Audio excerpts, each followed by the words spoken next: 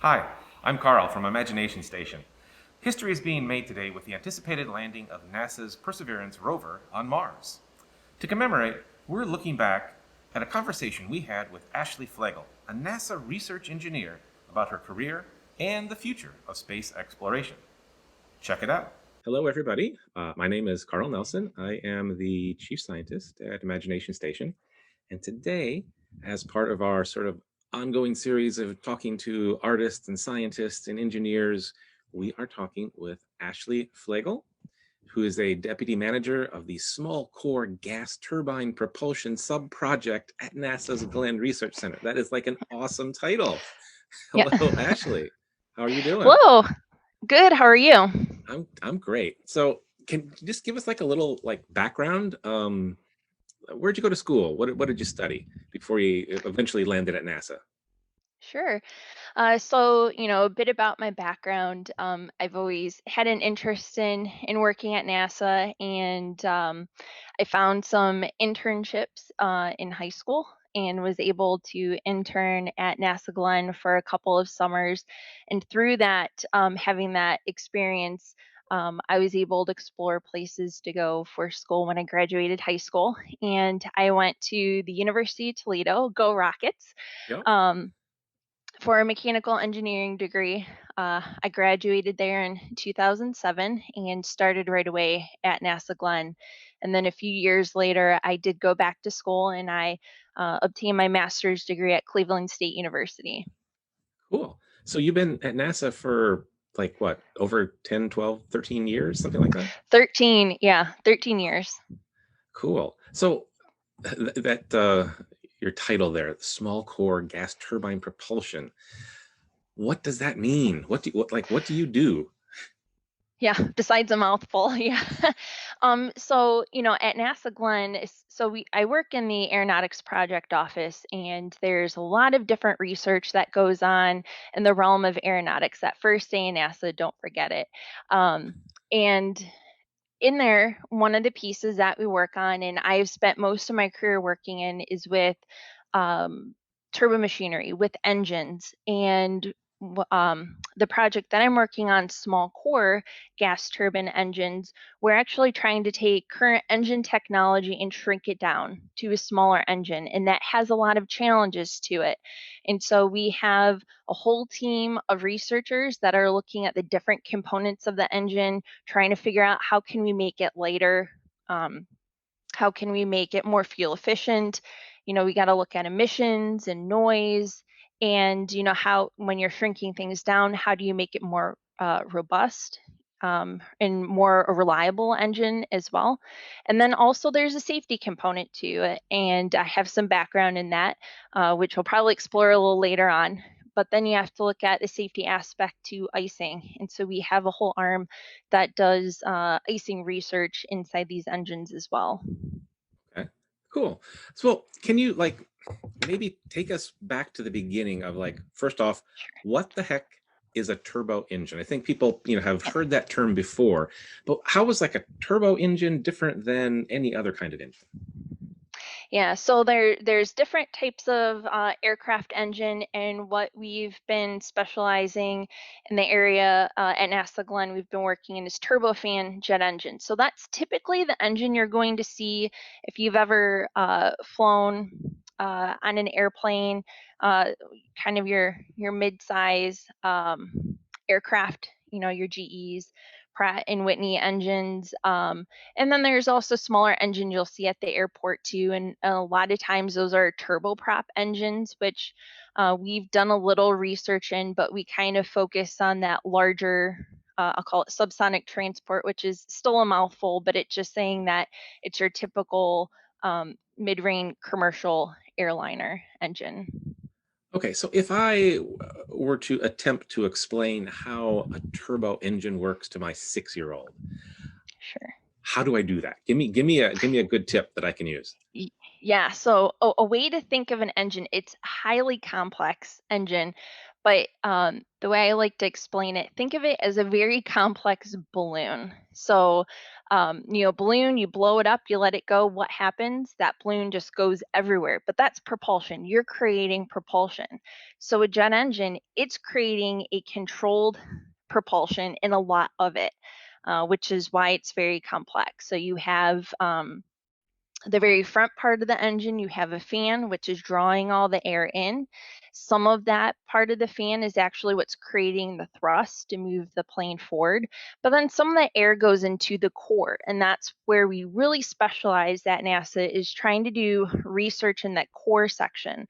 So you have a compressor that builds up pressure, heats up the air, then it goes into the combustor where you're now driving even more heat, more energy into the air, and then it goes through the turbine. And the turbine is the workhorse of the engine, and it starts to draw the power out of all of that compressed and heated air. And that's what will drive your compressors and your fans. And it's very hot there. And I spent quite a few years doing research in just that part of the engine, the turbine, because of how hot. You have to look at different cooling schemes. You really need to make sure that the turbine can stand up to all the pressures, the heat that's going through the engine. And then you go out the nozzle. And we do a lot of research in nozzle technology as well. And so you have a little bit of thrust from that core, but that's kind of what makes up a whole jet engine. You say it gets really hot inside. How hot does it get Yeah. inside there? So you can see temperatures, approaching the 3,000 degree Fahrenheit. So it gets very warm there. So a lot of materials can't even stand up to that temperature. So we have to do things like put coatings. We have to look at film cooling holes. So think of a hockey table, air hockey table, where you have air going into it and your puck is kind of floating on the air. That's kind of what film cooling's doing. It's bringing in air from the compressor, feeding it through the turbine, and giving this little buffer of air so it kind of protects the blade. And we look at um, new cooling schemes because that also takes energy out. You can actually have losses associated with that. So the less cooling air we need, the more efficient our engine can also be. So there's a lot of research that just goes into that part of So, the turbine technology. so that layer of cooling air, would that kind of be like what, like when I put a winter coat on in the winter and it's got little air pockets Mhm. because of all the down and fluff inside? Sure. Mhm. Is it the same idea as that? Yeah, so I guess I would kind of look at it as the film cooling's more like your coat itself, giving you a barrier between you and the cold air. Okay. Okay. So given like that it's 3,000 degrees, or it could be up to 3,000 degrees in there, and this thing is Mhm. spinning, I assume, pretty fast, right? Best. Yep. And Mhm. it's a why is it that more often than not things don't like end up going inside the engine and destroying the engine? Engine. So are you? Let's see. Like So you a go bird ahead. or a rock or I don't know, just any kind of thing. It seems like it sounds like it's a dense, complicated, very tight tolerance sort of machine that would just be Yeah. susceptible to almost anything hitting it.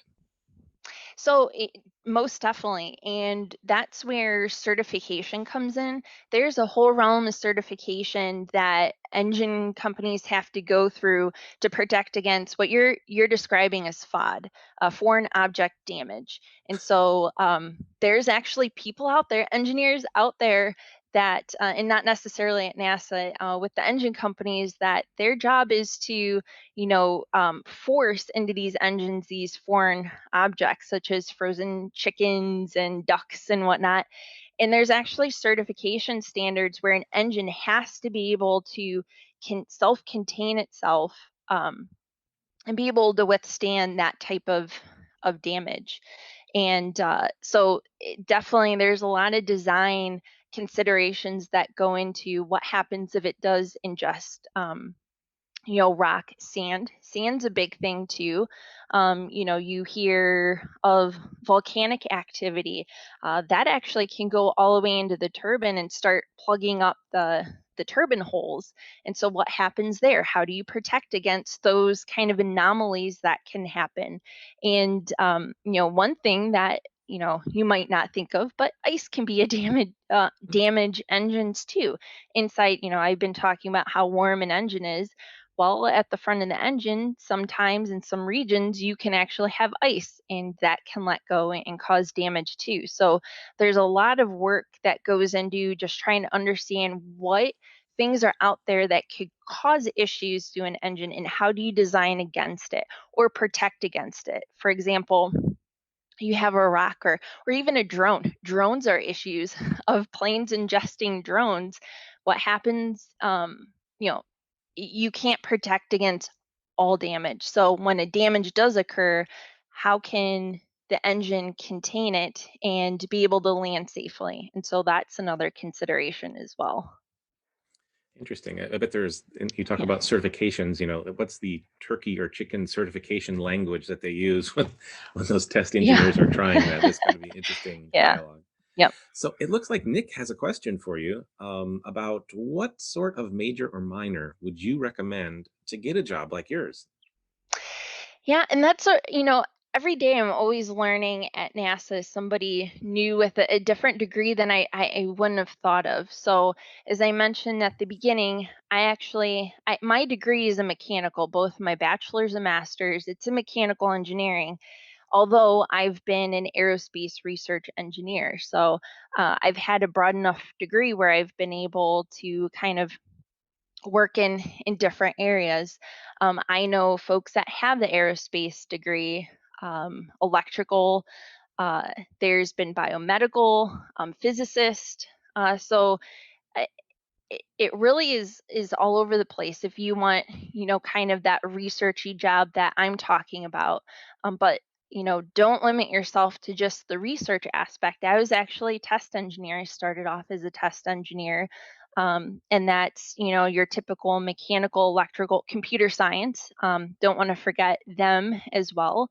And there's also mechanics and electronics. So if you're looking at engineering technology, or just like a technician mechanic sort of certification, there's those jobs. And also, if you're sitting in there thinking, well, I really don't want to do the researchy thing, and I don't really like, think getting my hands dirty and whatnot, but you're interested in other areas, I've just been learning about so many different options NASA has available, and also that non-STEM that you wouldn't typically think of, photographers. We need somebody to take pictures of our tests and different specimens and documentation, and people writing and PR. So uh, you know, if you're interested in a career at NASA, the bounds are really, it's endless opportunities there. That's awesome. So just in case somebody didn't start with us right from the beginning here, I'm just going to mention that Yeah. um, this is Ashlie Flegel from NASA Glenn Research. I'm Carl Nelson from Imagination Station in Toledo, Ohio. We're talking about engines, careers at NASA, what Ashley does. Um, and one of the things you did mention, which it almost seems like strange to think about, like we were talking about how the engine could be so hot, but then you're talking about Mhm. icing, right? And Yes. I think anybody that's flown a plane in the Midwest or in a cold climate has probably seen that crew that goes out and slathers the wings with that de-icing compound. Can you Mhm. talk to us about like what's the science behind that? What does that stuff do? And is it like a protectant at all times or what? Yep. Yeah, sure. So, yeah, typically when you think of icing, and when I joined the icing branch, I thought, it's just de-icing the plane. That's what you always see. That's what we associate with. But I learned a lot since then, and that de-icing fluid is really only to help you for ground icing. As the plane's sitting there, and when they taxi, especially during the winter, and in Ohio winter, you got the drizzling, it's cold. Well, you can actually build up some ice. So that's why you have the de-icing fluid, and it's only good for so many minutes. So if you've ever had to sit on the tarmac and then they reroute you back to spray down, Yeah. that's why, because it's only good for so long. But the research that we do at NASA actually looks at when you are taking off and when you're landing. There's certain clouds that have different temperatures, water contents that can actually, as you're taking off and landing, start accreting ice. So building up ice on the wing or any curved surface, you would start to build ice. And that's what we traditionally call our airframe icing. And there's different regimes of icing that we try to look at and certify to. And you may say, well, hasn't this been around for a long time? And yes, but the airframes themselves are changing, the aircraft are changing, and especially what we have in the horizon, what NASA is working on to really push the envelope of the way our airframe architectures look like. Icing is going to be a challenge, and we have to understand that. And so we have some wind tunnels at NASA Glenn where we can test parts of the airframe and try and understand how and why the ice is forming and building tools. So if there's anybody out there that loves, coding, computer games, we have a bunch of talented researchers that are actually taking our physical data and building these computational tools that can then later on we can run analysis and some studies without always having to go in the wind tunnel and test. So we can have quicker turnaround, quicker learning and understanding of the airframe icing. And it also helps with the design as well. Design and certification are the two things that we look at there. Another area of icing, and it's where I've personally specialized in, is the icing inside an engine. So as we talked, an engine can get very warm, but when these planes are actually flying at high altitude, so that's 30,000 feet or so, if they're flying around a strong convective thunderstorm, so this is a really strong thunderstorm, you typically would find them in tropical regions. Um, they can actually offshoot some ice crystals. So the pilot's actually going around trying to avoid the storm because that wouldn't be good for the plane. And Right. so while they're avoiding it, they're actually flying into an area with these ice crystals, and the ice crystals can get ingested into the engine, melt, and there's a certain sweet spot we're learning where then it can start to form inside the engine. And I think you're gonna say something. Oh no. Okay. Before you explain that though, I think Laura, talking about those engines, had a question about what's the fuel that is used for these turbo engines? Is it Oh, different? that's a good question. You would think I would know about that, and unfortunately, I don't. I mean, there's typical, jet airliner fuel that they use.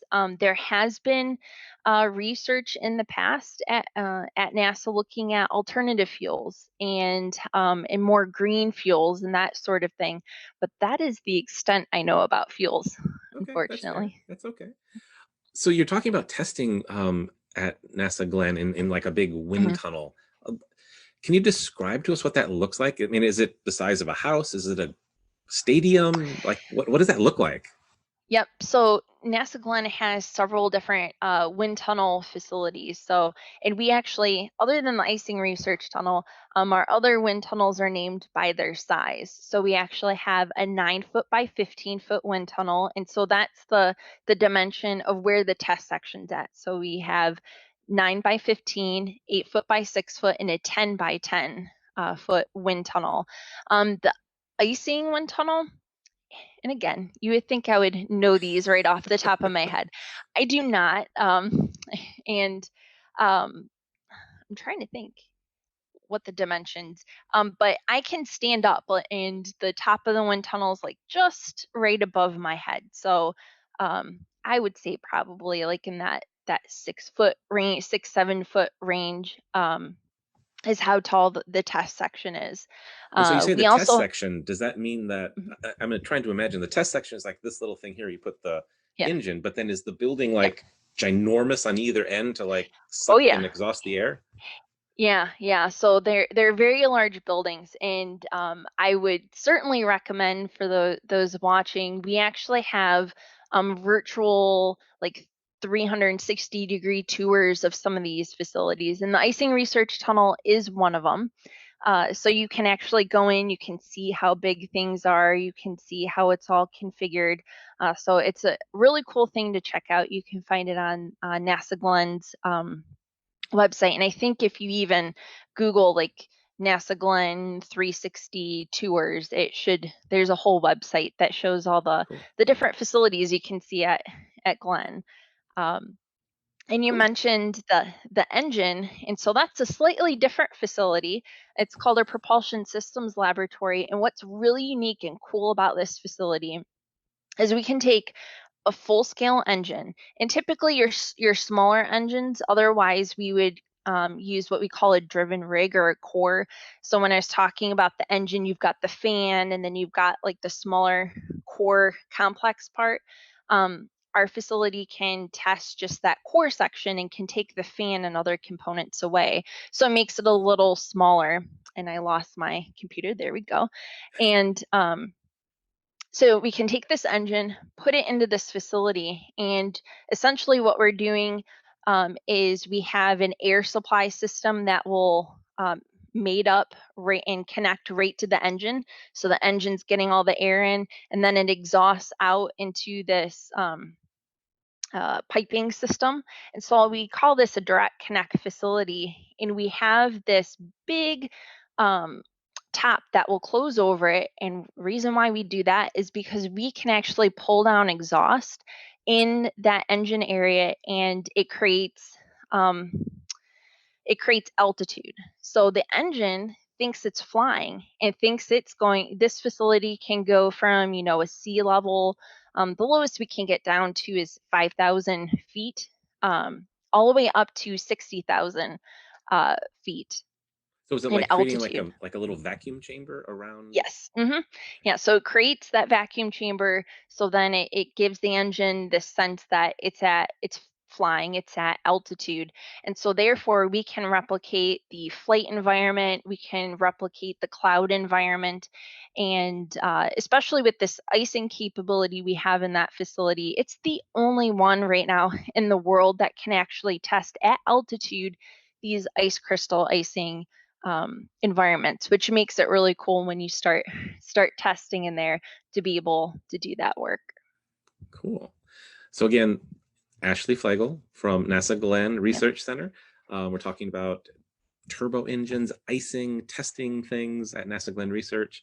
And we have a question from Hannah. And Hannah actually, she beat me to this. I was going to ask you this later. Yeah. Okay. She asks, is space going to be a big industry in the future? And I would maybe tag on to that, like with SpaceX and all those private companies becoming partners with NASA now. Do Mhm. you have any thoughts about how space exploration might change? And is it going to be a big industry? Yeah, and you're definitely seeing that shift now. We have the whole commercial crew program, and then even our missions going to the moon and hearing the administrator talk.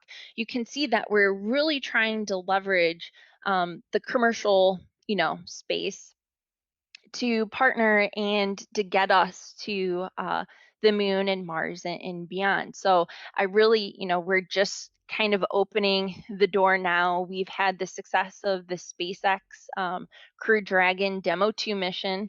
And by the way, if anybody watched that, hopefully August 2nd is when the astronauts and the Crew Dragon should be returning back to Earth. So just a little note to watch out for that. But so that's our first step of bringing the commercial sector into space travel and in cooperating with NASA. So I definitely think this is a great opportunity. I think you're going to see a lot of changes where more commercial industry starts to come into play into our space exploration. So it's kind of exciting to think about. It's pretty cool. It kind of goes back to Nick's question from before and talking about the majors and and the team that you work with. It's super multidisciplinary. So if you have an Yes. interest, Yeah. combining that breadth of opportunities along with industry tying in, it seems like it's a good Mhm. time to get into your field. Yeah, absolutely. Oh, definitely. So you're talking about icing, and you shared a video with me of what you said was was it the most exciting experiment that you Yeah. did? Yeah. It was, and it's one of the things that I kind of call one of my proud moments, accomplishments. And yeah, if you want to share it, I can kind of talk through it. Let me So, see if I as can I do this. mentioned, while Carl's pulling up the video, uh, this was one of my first tests that I ever led when I joined the Icing branch. And we're here, you're looking at a honey inside a Honeywell engine. So this was the first time we ever put cameras inside of an engine. And it's a little hard to kind of tell you what you're looking at, but you are looking at the top case of an engine. If you look to the right, you see some blades. So that's what we call the trailing edge of the blade. So the flow of air is actually running from right to left. And this happened seconds after we turned the ice cloud on. We actually started building up ice inside the engine. So you can see it's actually forming into the flow, and you'll see some that starts to break off at the very end of this video. Kind of keep your eye out. You'll see a large chunk of ice kind of wiggle a little bit, and then there's an example of one wiggle a little bit, and then go down the engine. So, you know, researchers have always hypothesized and has known there had to be ice building inside an engine, but nobody ever knew what it looked like. And there had been some fundamental studies trying to replicate what this ice could look like. But again, you don't know what it looks like in the realistic environment inside the engine. So this was the first time we ran a test. We saw ice. And so we're kind of sitting there and it's like, wow, we're looking at data for the first time in the world. We're actually, helping prove you're actually getting ice. And we could see how much ice we were creating and how much of an issue it can be. So, this video itself has, opened the world to, um, what this icing inside an engine looks like and how can we tackle it. And, this is a whole international problem. So we've worked with partners all across the world to try to figure this out because it's truly an aviation safety issue. And we're all working with industry, FAA, government together to try to solve this problem. So it's just really cool to actually have a large contribution like this to the icing community. So I was really excited and proud of this moment. Cool. Yeah, the big chunk is going to come off here in just a second, right? Yeah. Yeah. Right hand side is very cool to see. And so now the conditions that where this happens, Mhm. if this engine was in flight, where again would we see this sort of buildup happening? Is this flying Yeah. over So, Ohio, in the oh, tropics? yeah. So this would be typically in the tropics or in the Live TV from Midwest. 85 So plus channels. when this particular engine was doing years ago, so they had since solved this problem. We were using an older engine that had known issues, so we could really see what the icing looks like. But Honeywell had fixed the problem. It's no longer an issue. It is safe to fly. And but when they were doing their flight test to prove this out, it was actually over land over the United States in the Midwest. Like think of your Tornado Alley area. So Mhm. that's an area where you're going to get these really big, large storms. So that those are areas that this can happen. Like I said, tropical areas. We've actually done several flight campaigns where we take NASA's aircraft, we fully instrument it because we're actually trying to understand what does the ice crystal icing conditions look like, and then how can we replicate them on the ground in our test cells. And so they have flown off the coast of Australia, off of Fort Lauderdale, chasing some hurricanes and other tropical storms. They've been off on the West Coast and flying towards Hawaii. They interrogated Hurricane Lane a couple of years ago. And they've been over in the French Guiana as well. So just all over the world, just different areas that have known strong, you know, thunderstorm Right. conditions where they can get good data.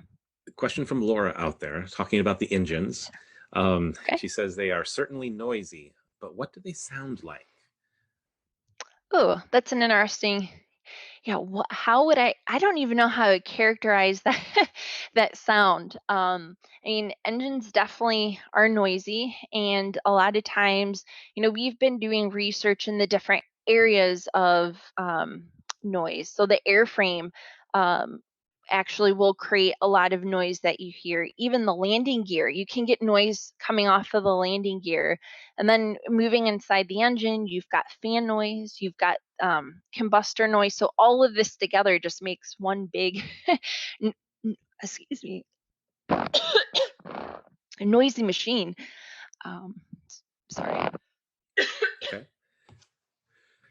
So in talking about those engines and the noise, is bigger better in terms of engines, in terms of like efficiency, or like, or are there really really tiny engines that are very efficient that are just as effective? Yeah, that's an interesting question. I guess it's hard for me to answer because your bigger engines versus larger engines, they're doing very different missions and flight profiles, so they have their own reason for being the size they are. Now, one of the research areas kind of playing into what I'm doing as a project manager is we have these larger engines, and with these different airframe architectures, we actually need to drive the engine down smaller. And so we want to try and get the same efficiency that the large engine has, but scale it down to a smaller package. And we have learned that some of those technologies, they're not scalable. Like what you get at a large engine, you can't necessarily get as a smaller engine package. So we're that's a big effort that we're Yeah. actually really investing a lot in at NASA to be able to do that. What about electric engines? Are there, like, Yeah, like electric vehicles are very popular now? Is there an Mhm. analog for that in aviation? Most definitely. So we have some programs now, and again, it's we have different programs for different size class of vehicles. So one thing that is kind of interesting and out there is you know, there's urban air mobility is an area that NASA works in, and that is think of your kind of Uber flying taxis of being able to fly building to building, so not utilizing your traditional airport, using a cityscape as your your airport instead, or like your package deliveries. Most of those vehicles and those concepts that NASA is looking at is all electric and autonomous. So there's been research, right now I've been talking component level research, but there's also research in the navigation and air traffic control and safety and things like that. So, uh, there's been work going on with those type of electric aircraft, and then the area I work in, where we're looking at the larger and aircraft. There are concepts out there to make a more electric plane, and utilizing if we do utilize those smaller engines can then feed and drive electric motors, and you can use that for your cruise profile. So you're utilizing longer range the electric engine. So in a way, it's kind of your flying Prius or whatnot, that utilize some sort of, early on, our hybrid cars used gas engines and electric. That's kind of that same concept is we're trying to bring the two together. You're still utilizing your turbofan engine, but a smaller amount, and you're really relying on your electrified propulsion for more of your flight. So that we're going to take a stair step approach to try and get to electric planes. So someday I will get my Jetsons flying car, Yes. right? Someday. Hopefully, yes. um, what would you? I should probably just mention again for people that may have just jumped in. This is Ashlie Flegel from NASA Glenn Research Well, Center. We're talking jet engines, icing inside engines, STEM careers. What would you tell 14-year-old Ashley? oh my gosh. Yeah. So probably a lot of things, but the biggest thing, and 14-year-old Ashley isn't too far away from, I think it was 16-year-old Ashley when she applied for her first internship at NASA, and uh, just always had a lot of self doubt, or people saying, "Oh, you can't do this. You're not smart enough." Because I will preface, I tried to do as well as I could in school, but guess what? I wasn't the strongest in math, and I wasn't your straight A student. So I don't know if there's any gasps out there like, "Oh my gosh, a NASA engineer that didn't have straight A's." Well, you're looking at one. And so being able to tell her like it's okay, just try as hard as you can, keep that drive, and you'll get it. And that's what I did. But there's always a lot of self-doubt in there. And even when I thought I would apply for that high school internship, I wrote it off at first. I'm like, me working with rocket scientists, like this is cool. I want to work for NASA, but they're never going to pick me. And I also went to a very small rural school. And so I'm like, why are they going to want little Ashley when they could have, somebody from like some better school, or, I don't know. I was just doing a Sure. lot of negative talk about myself. But I did get some kind of pushing, like, no, try. The worst they can say is no. So I did it, and I ended up getting the internship. And as I say, the rest is history, because that certainly gave me the building blocks to then, pursue a career at NASA. So persevere, just keep going, keep Yes. trying, don't Yep. give up. Yep. Yep. Nice. Um, what was it like at the University of Toledo? Since we're here in Toledo, the Imagination Station Yeah. is, and Yeah. can you describe what it was like there in the engineering department? Your Yeah, experience. so my experience was really cool at Toledo, and one of the reasons is when I started with my internship, I had a mentor, and we were kind of talking through, okay, you want to work at NASA, what do you need to do to kind of set yourself um, up for a future job. And I knew I'd be going to Toledo. And at first, I'm like, I'm just going to study real hard, get good grades. And they're like, yeah, that's great. But think of the extracurriculars. Think of things that you could get involved with to kind of build up those soft skills that normally we don't always think about when we're trying to develop ourselves. And so that kind of gave me the thought, okay, I'm going to try and join something, some professional societies and whatnot. And I found Society of Automotive Engineers. But what makes it really cool, and it actually translates to how I got my job at NASA, I spent 4 years building a Formula One style open wheel race car. So Cool. there is this collegiate design series where you build these cars. It is a small group of students. We had to go out fundraising, getting the money ourselves, and working with the university helped out a lot as well. But we had to design, build, and then also race these cars. And we would actually go up to Michigan. There was one of the big competitions was near Detroit, Dearborn actually, and that one had, I'm trying to think of how 150 schools from 15 different countries. So this wasn't just a small potatoes thing. This was a legit, you're against all the big schools out there from Ivy League to, just all across the country, all across the world. Awesome, awesome event. And so that, that was kind of my life for 4 years. Was I went to school, I somewhere, ate and slept, but then there's Formula Car. So Formula Car in school was pretty much my life. But it really built up a lot of skills that I have used. And even today, I reflect on, now that I'm a project manager, like things kind of come full circle because I ended um, being on the team, the project manager, so learning how to set schedules and budgets and making sure we're all aligned and all the different components of the car integrated together. And those were things that I was able to go to my interview and talk about. And they were really impressed that here's a fresh out student that already has, 4 years of this real world, team building engineering experience that can be directly applied to the work we do at NASA.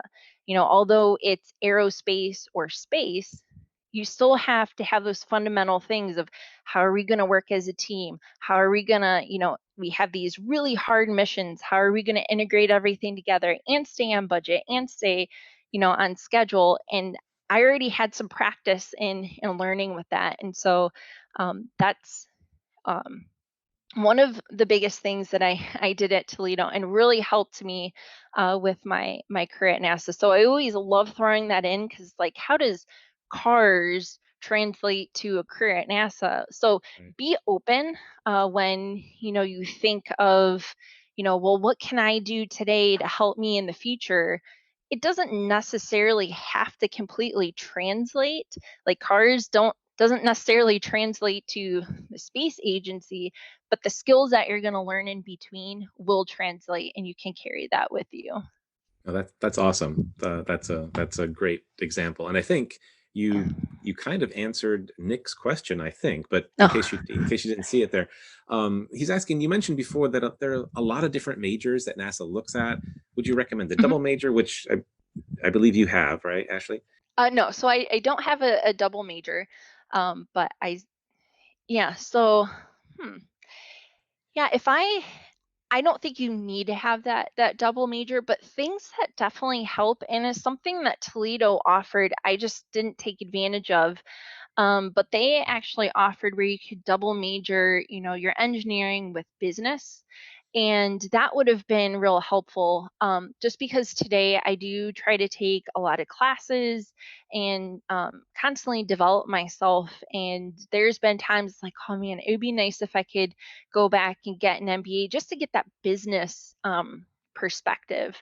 Now, is that going to, shoot you up to the top of the list if an interviewer's, looking at you? I don't know, but I think that it's going to help you, and it's going to help your skills and experiences. So I didn't have a double major, but I think if I were to do something, it probably would have spun a little business. Also, systems engineering. I've noticed since graduating, and when I was looking for to go for a master's, they were bringing more systems engineering degrees online. That is certainly something of an interest. If you're wanting to get into like that research project aspect, that would really help as well too. And I would suspect that your education hasn't stopped, right? I mean, you Oh no. graduated from college, and it's like every day there's probably something new that you are Yep. learning or hoping to learn, whether it's Yep. management of your team or the Hmm. latest project you're working on. Speaking of which, what is your next project? How does that work? Are you working on the turbo engines and then you kind of wrap that up and then you move on to something else, or is it just kind of like you just keep exploring that space over time? Yeah, so I mean, I guess on the surface it looks like we continue to explore that space, but um, there are different areas that we're trying to research um, in engines, and there'll be like a typical like technology area. We're going to try and one example that comes to mind that our group's working on is casing treatments for compressors. It just helps it. So casing treatments are a way to be able to control the operability and the stability of a compressor when you're trying to operate under these different flight profiles. And so that's an area where we've been building up over the years and we're getting a lot of good data. And what we try to do at NASA is how do we integrate our technology into industry? So we're getting to that point of being able to kind of hand off to people in industry that would want to take that technology and put it on their next aircraft. And so we have a few pieces of work that, are into that space, but then we have some other work that we still need to build up. And when talk about building up and handing off, we actually call that technology readiness level. So we'll try to develop technologies up to a certain level that then industry can take on and put on their planes. So that's how, NASA's aeronautics tagline is "We're with you when you fly," because so much of NASA's technology is on planes today. And you know we're with you when you fly. A lot of different things that you look at, and one of the obvious ones, if you've been on a plane and you see the wings and the tips kind of curl up, that's a NASA technology. Or if you look at engines, and some of them look like they've got this jagged end to them, it's called chevrons. That's a NASA technology. And there's so many more, but those are like the two obvious ones you can kind of look at and be like, oh yeah, that was developed at NASA. So those are the different things to do. So when you talk about what's next for us, it's still, I'm trying to think, we're right now kind of in that planning phase and trying to come up with the what's next. But certainly a lot of materials work to help, our turbine research. um, I'm trying to think of some other areas, building up our engine icing capability. So now we know the problem, we understand it, so how can we build our computational tools to be able to optimize design and help certification? Those are other areas. So some of it is just kind of expanding on our learning. So Interesting. You mentioned there's something that I have noticed on planes as I've over the years. At the ends of the wings, the tips are like sort of like flipped up. mhm, And mhm. I thought, I don't know the complete explanation, but it's something to do with vortex shedding. Is that something? Is Yes. it? Can you explain that to everybody? Yeah, I will try my best to explain that. So over a wing, to be able to get your optimal lift and less drag, you want even flow over the wing. And on the tips, because there's nothing out there, you don't have a wing that spans forever, off the tips, you're going to get these weird vortices. So instead of this nice smooth profile that you would see on the other parts of the wing, you're going to get these weird vortices, and that actually causes drag on the wing. So doing the winglet actually helps reduce that drag and reduce the way the vortices are. Cool. So hopefully I explained it. No, no, no, that's great. Yeah. So uh, with your sort of engineering background, and then you're the project manager, what is a day, a typical day look like for you? Like you pull into the NASA parking lot, you put your badge on, you get checked in, Yep. then what happens? Like, are you in meetings all day? Are you actually out tinkering with engines, testing things? Well, and it depends on what the state of the world is in. Like right now, I'm doing a lot of meetings, and we're making a lot of plans. Like right now, we're trying to we get the president's budget, and we're trying to put a research portfolio that can be funded under that budget. So those are things that are going on. But a typical day, if all were well, when I go to NASA, it starts off with, yeah, we do have meetings, but then it's also checking in. I do a lot of work with the research team. So now that I'm a project manager, I'm not a researcher anymore. So, when I was a researcher, I'd be, either analyzing data or coming up with test plans for my next test, or running the test. That doesn't happen anymore. But what I get to do is help advocate for the researchers.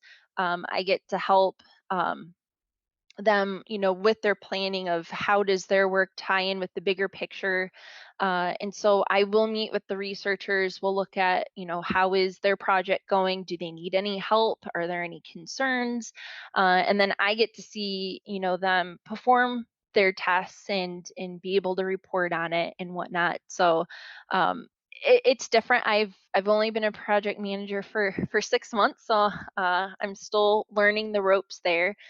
So it's a little different than being that researcher, day to day into the research. But it's been real interesting, and it's always changing. So I will jump from one meeting with researchers that are working on materials, And another, an hour later, I'm talking with people that are working icing or working, engine technologies. Like it's just a wide array of disciplines that, I'm talking to in a given day. So it's pretty cool. So a lot of different stuff. So you're not stuck doing the same Yeah. thing. It's certainly not, doesn't sound No, boring. no, no, not at all. So Hannah must know something about NASA Glenn Research Center because she asks, what's the closest equivalent to space on Earth?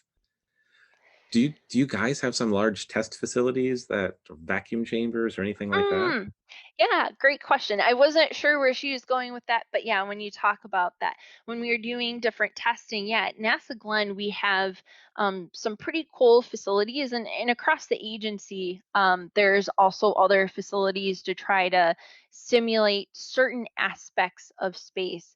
When we're looking at our satellites or rocket components. One of the cool test facilities we have, and maybe folks have heard about this, but several months ago, it had arrived in November and it was testing over December. We have in Sandusky, Ohio, our Plumbrook station. And there is one of the world's largest vacuum chambers. And we tested the Orion spacecraft. And so we're able to pull a vacuum. It can see the extremes of space, and we also have other cool capabilities in that chamber to simulate certain noise, like the noise pressure from the rockets taking off and just traveling through space. There's a shaker table to make sure it can withstand all the vibrations that it will see when going to space. So those are some things at NASA Glenn. We have some smaller vacuum chambers that we can test different propulsion components that would be traveling into deep space or satellite. There's a bunch of different things that we can test in these chambers to simulate the vacuum environment and also some of those extreme environments of space. We also have a drop tower, so that can actually simulate, I don't know how many seconds, but so many seconds of weightlessness. And so we have that at NASA Glenn as well. I'm just kind of walking through the center, going through my head all the different facilities we have. Um, I think that's So about it. And with then, okay, go ahead. no, go ahead. You go. Yeah, and so I was going to say when you talk about training astronauts for space, if you've seen pictures from Johnson Space Center, and I think Kennedy might have something I'm not as familiar with, but there's the low buoyancy lab. So it's this huge, think of a huge swimming pool that has a mock-up of the International Space Station, and the astronauts can do some training sessions in there. So the water gives them that sense of zero gravity as well. So that was another thing I wanted to Cool. bring up. I know, probably in the situation we're in right now, it's not possible, but do any of these NASA facilities like the Plumbrook or Glenn offer tours to the public? Is this a place that we can go Yeah. visit? Yeah, so they do every now and again offer tours. Typically at NASA Glenn, if you go on NASA Glenn's website and you kind of search tours, there should be some options there of what they do offer. They've been trying to provide more of the virtual just because then everyone can see it. Sure. But they would do once a month open up a particular facility that people could come and visit and go see every blue moon, like once in a while. This doesn't happen all the time, but we had I think it was NASA Glenn's 75th, anniversary, and so they opened the center, this big open house, and they did the same thing for Plumbrook and Sandusky as well.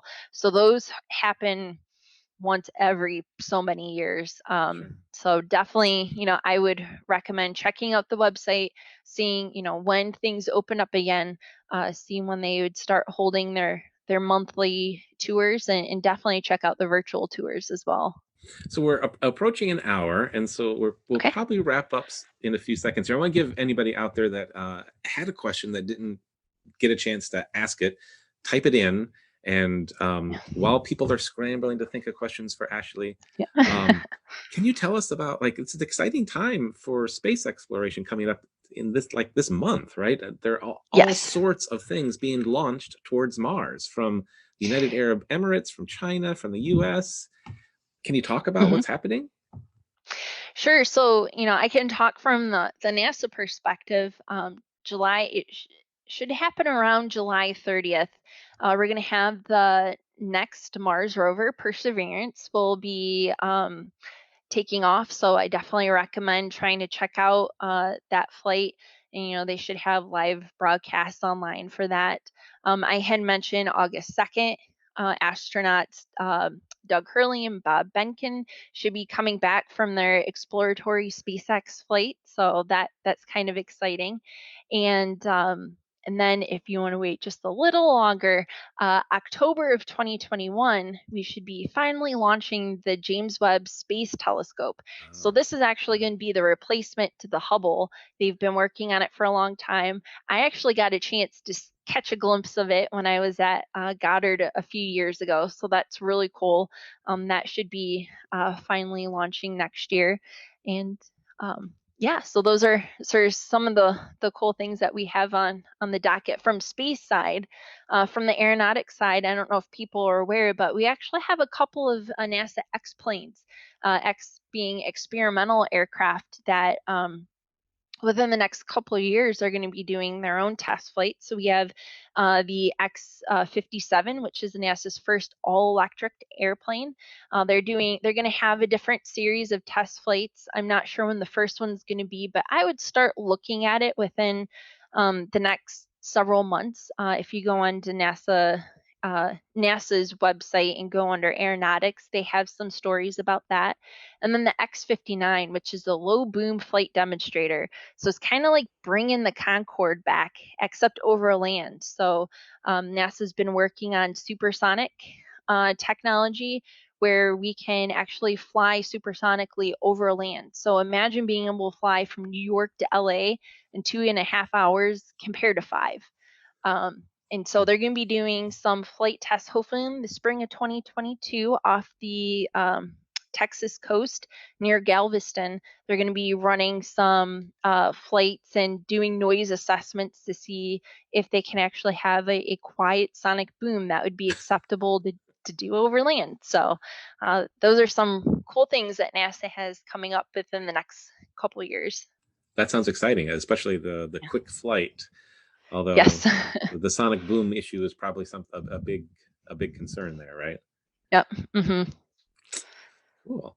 So I guess there's probably no other questions out there. Again, this was Ashlie Flegel from NASA Glenn. Thank you so much for spending an hour talking to us about Yeah. engines, icing, your career. And is there like, if you had like one big takeaway at the end, if somebody just scrubs to the end of the video here, Yeah. what would you tell people? Oh man, there's so much that I'd want to say. So much more. But thank you again. Thank you for having me today. And if there's one takeaway from anyone that's looking to pursue a career in STEM or at NASA, just stick with it. If you have that drive and aspiration, you can do it. And you know, and that's about it. Awesome. Awesome. All right. Well, thank you so much, Ashlie. Thank you, everybody else who's watching out there at Facebook Live. And we will talk to you later. Thank you so Okay. much. Yeah. Thank you.